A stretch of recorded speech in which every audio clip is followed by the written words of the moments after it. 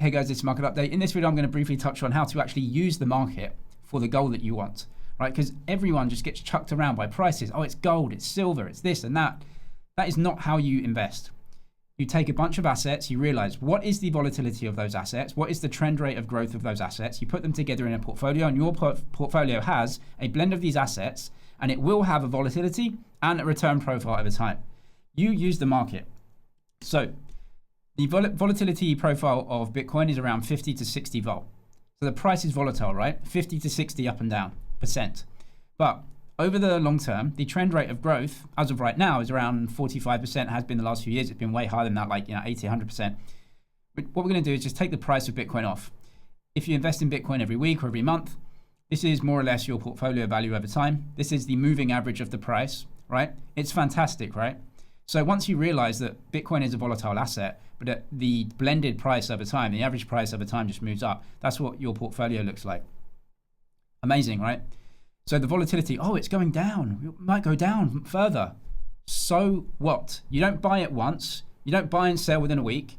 The only way to get into investment assets is to have a 5 or 10 year time horizon, buy them consistently so you get a blended average price, therefore the growth rate of the asset. This is fantastic. It goes up and to the right. Bitcoin right now is around about its trend rate here, the 200-week moving average. This is brilliant value. You have to be buying here. Oh, it might go down further. Keep buying because this is at the trend rate. You're buying a 45% ARR asset right at the trend. So you're buying 45%, 50% ARR right now. And it's a 50 vol asset, so it's going to be volatile. It goes up and down. So what, right? That is not the game we're playing. We're at a really, really good price. We're around about the 200-week moving average. This is a fantastic time to pick up some Bitcoin. Look at the Mayer multiple here. This is the multiple between the 200-week moving average and the actual Bitcoin price, or the delta between them, right? So when the Mayer multiple is very high, that shows you're in a massive bull market and the price is moving up a lot. Now, that's fine because the Bitcoin that you have is moving up, but obviously these are, above trend price movements, right? Now, when you get massively above trend, then that can't continue forever because let's say Bitcoin has a 50% annual rate of return over a 4 or 5 year period, right? If it's gone up 400% in 1 year, it cannot carry on that growth rate. Otherwise, the actual growth rate of the asset would be 400% a year. Right? So that's not the growth rate. So it has to come back into trend a little bit. You can see right now, we're basically at trend or below it, right? This is a very, very, very deep value Bitcoin price right now. When the price is very high, you can figure, look, it's not going to stay on this trend forever. It's going to have to take a breather. But right now is great value Bitcoin. Now, I'll go over some other volatility profiles as well. So I've got a discount for the crypto course. This runs out next week. And if you type bear at checkout, bear market, so you type bear at checkout, 15% off. This shows you exactly how to make a portfolio for yourself with the exact amount of volatility and return that you want.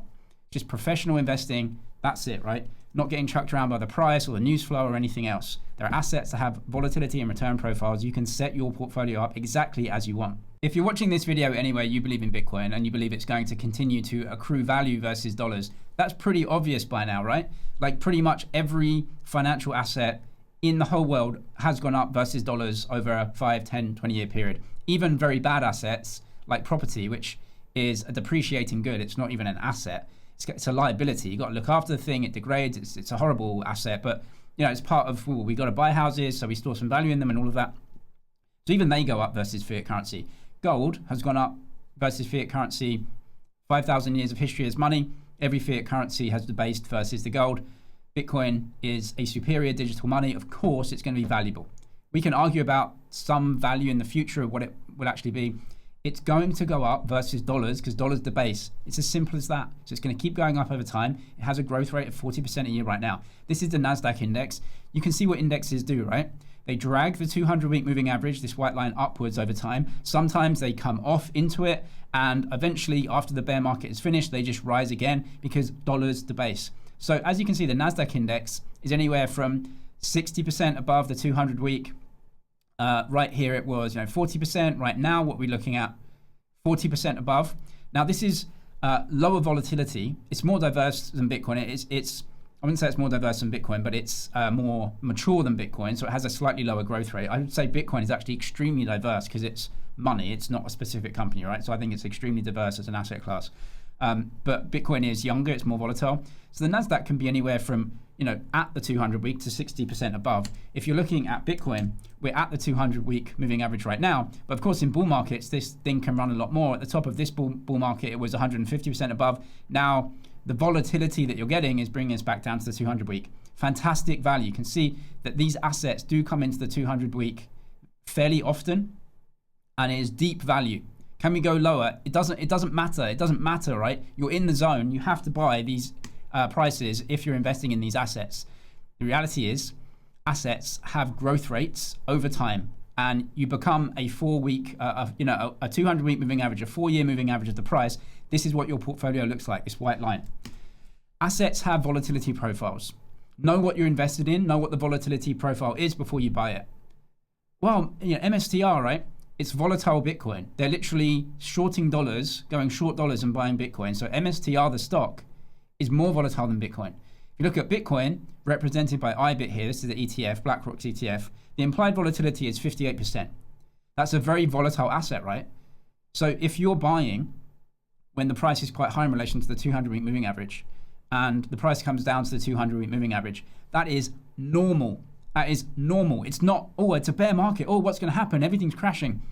It's totally normal and expected for a 58% volatility asset. Now, what other assets are there? MSTR, which is volatile Bitcoin. That means that if Bitcoin draws down 50%, this thing's going to go down 80 or 90%. That's what the volatility profile is. That's what's going to happen. That's normal. When you look at CNBC and everyone, Bitcoin, what is going to happen?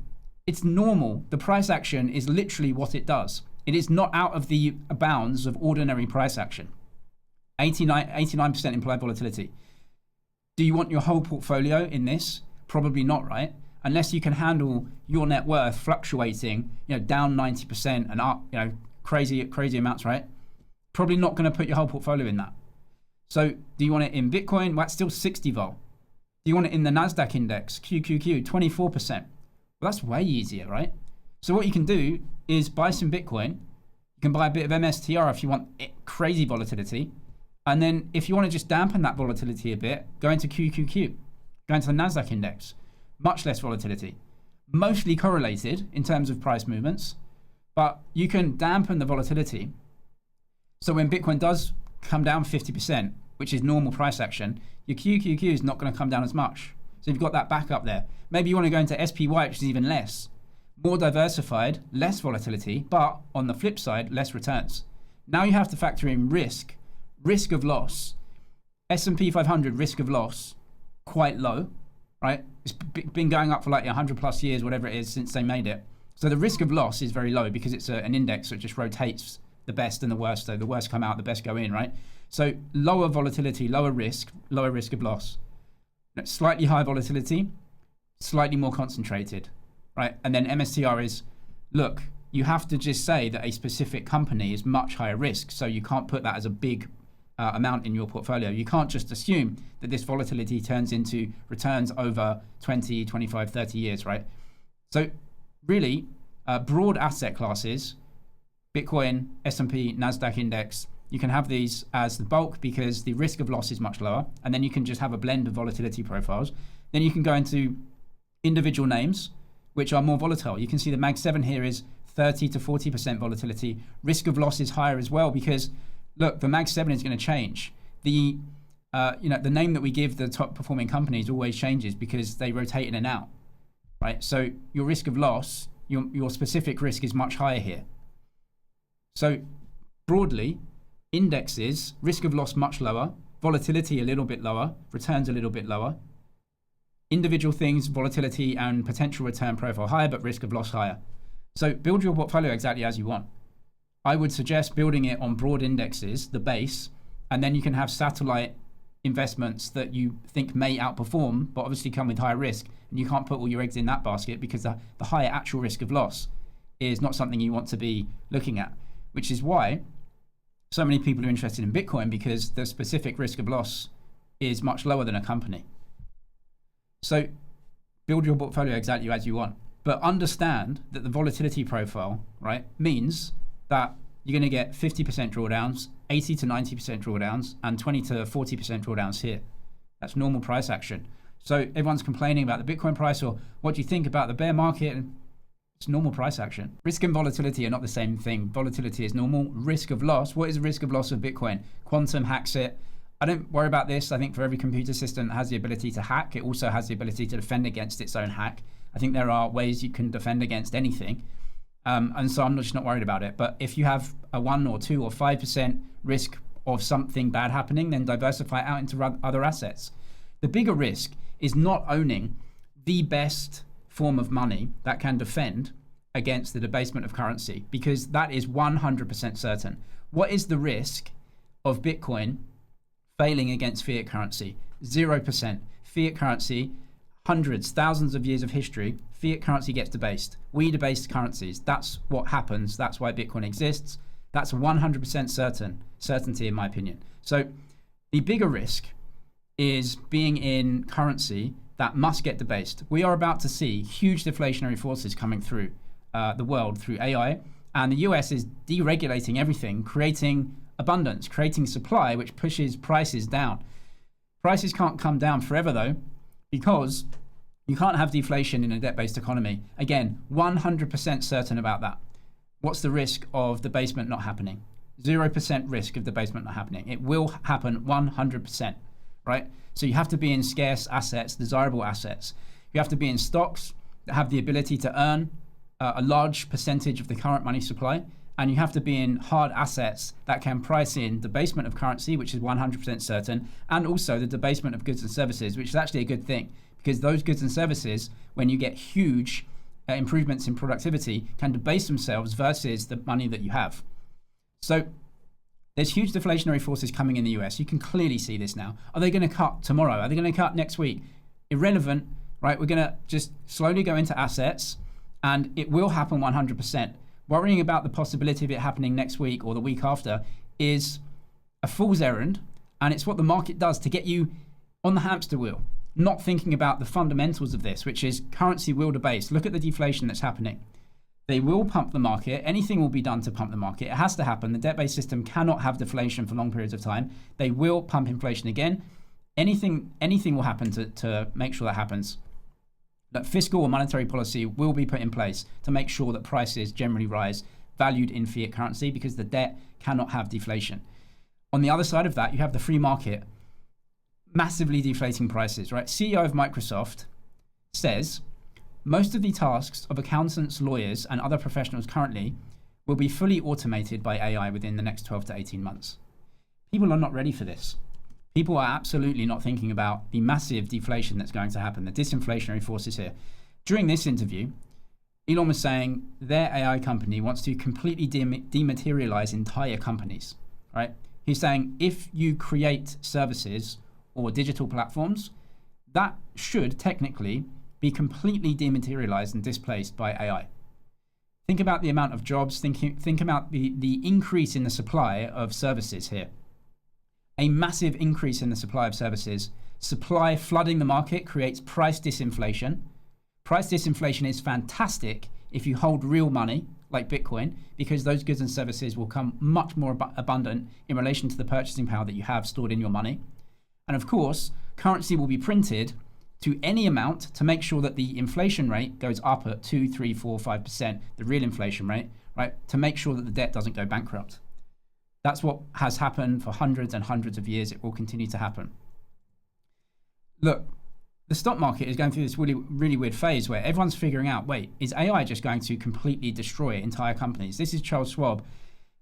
Brokers and some other investment advisors as a sector all sold off the other day when a piece of news came out saying that AI can basically displace investment advisors and tax accountants and tax advisors, because you can just plug in all of your financial transactions and plug in the tax code, and it can just tell you exactly what you need to do, how you can use the tax code to your advantage, what tax you need to pay. Robinhood, the app, are putting this into their app so it can take all of your financial transactions, tell you exactly how much tax you need to pay, tell you some steps to take to actually reduce your tax liability. So why would you need these advisors, right? You can see that Charles Schwab came off 13%, right? Now let's look at CBRE, because the other day there was a news item saying, look, a lot of these companies just are unnecessary. And so if the companies are unnecessary, if AI is going to replace that, then why do you need all of this commercial real estate? The financial sector, you go to the financial sector of your city, it's a big shining buildings and everything like this. CBRE fell 9%. A lot of those jobs maybe get displaced, which means you just don't need to go to work, right? That job's not going to exist. So the bigger risk here, I think, is owning a lot of these companies versus strong digital money and basically a basket of the companies that own the intelligence, like XAI, which is going to come on within SpaceX into the NASDAQ, Microsoft, Google, etc. They own the intelligence, right? They own most of the ability to actually run these platforms. So I'm sure they're going to do well, and strong digital money is going to do well, because guess what?